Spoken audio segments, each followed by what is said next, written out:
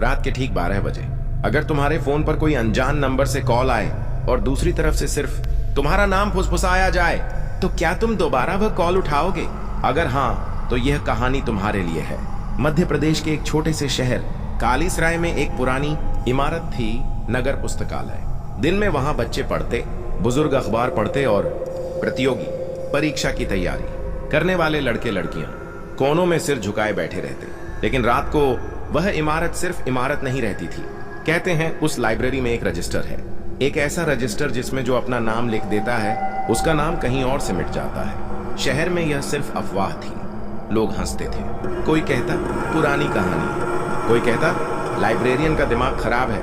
लेकिन कुछ लोग जो अचानक शहर से गायब हो गए, उनके बारे में कोई बात नहीं करता था। साल 2024। आरव दिल्ली का एक पॉडकास्टर एंड डॉक्यूमेंट्री क्रिएटर, अनोखी लोक कथाओं पर काम कर रहा था। उसे कालीसराय की लाइब्रेरी के बारे में एक ईमेल मिला। ईमेल में सिर्फ एक लाइन थी, अगर सच रिकॉर्ड करना है तो रात 12:17 पर रजिस्टर खोलना। कोई नाम नहीं, कोई पता नहीं। आरव को ऐसे ही किस्सों की तलाश रहती थी। वह कालीसराय पहुंच गया। दिन में लाइब्रेरी बिल्कुल सामान्य थी। धूल भरी अलमारियां, लकड़ी की मेजें, दीवार पर टंगी एक पुरानी घड़ी जो 12:17 पर हर दिन रुक जाती थी, फिर खुद चलने लगती थी। आरव ने लाइब्रेरियन से पूछा, यह घड़ी हर दिन 12:17 पर क्यों रुकती है? लाइब्रेरियन, एक दुबला पतला बूढ़ा आदमी, कुछ सेकंड उसे देखता रहा, फिर बोला, कुछ चीजें समय नहीं रोकता, समय उन्हें रोकता है। आरव मुस्कुराया। उसने कैमरा सेट किया। रात तक रुकने की इजाजत ले ली। रात 11:78, पूरी इमारत खाली, बाहर सन्नाटा, दूर कहीं कुत्ते भौंक रहे थे। 12:16, घड़ी की सुइयां धीरे धीरे आगे बढ़ी।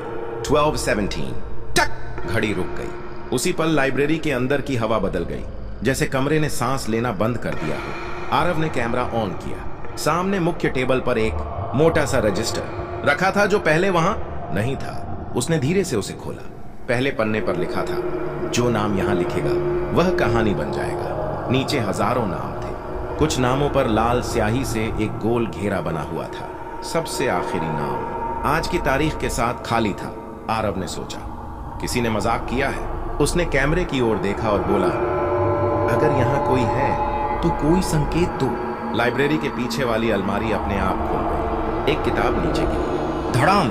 आरव चौंका, लेकिन वह डरा नहीं।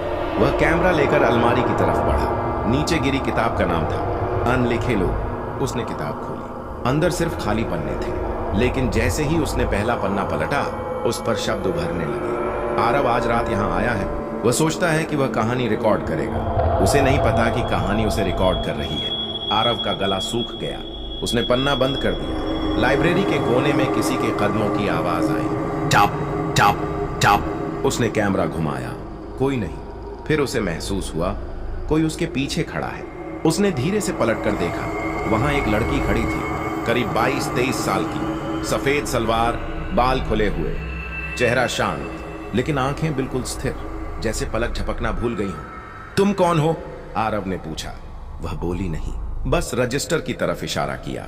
फिर धीरे से कहा, नाम लिख दो। क्यों? ताकि तुम बच जाओ। किससे?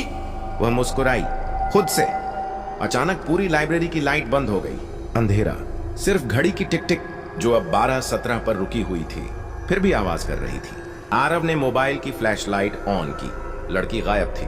रजिस्टर खुला था और आखिरी खाली लाइन पर हल्के हल्के अक्षर उभर रहे थे। अब आरव ने हाथ पीछे खींच लिया। यह क्या है? उसने खुद से कहा। तभी उसके कैमरे से आवाज आई। वह रिकॉर्डिंग चालू थी, लेकिन स्क्रीन पर वह खुद दिखाई दे रहा था, पीछे से, जैसे कोई तीसरा व्यक्ति उसे रिकॉर्ड कर रहा हो।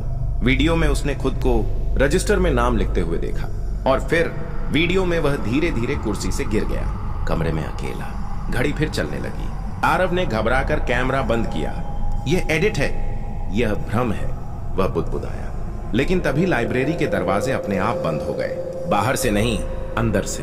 अलमारियां धीरे धीरे खिसकने लगीं, जैसे दीवारें सिकुड़ रही हों, और हर अलमारी पर एक चेहरा उभर आया, धुंधला, बिना आंखों के। सैकड़ों चेहरे और सबके होंठ हिल रहे थे। नाम लिख दो। आरव पीछे हटता गया। उसका पैर किसी चीज से टकराया। वही लड़की, वह अब जमीन पर बैठी थी। उसकी आंखों से खून नहीं, काली स्याही बह रही थी। मैंने नहीं लिखा था, वह फुसफुसाई। तो क्या हुआ? मेरा नाम खुद लिख दिया गया। रजिस्टर के पन्ने तेजी से पलटने लगे। हर पन्ने पर एक चेहरा उभरता, फिर मिट जाता, फिर नया नाम।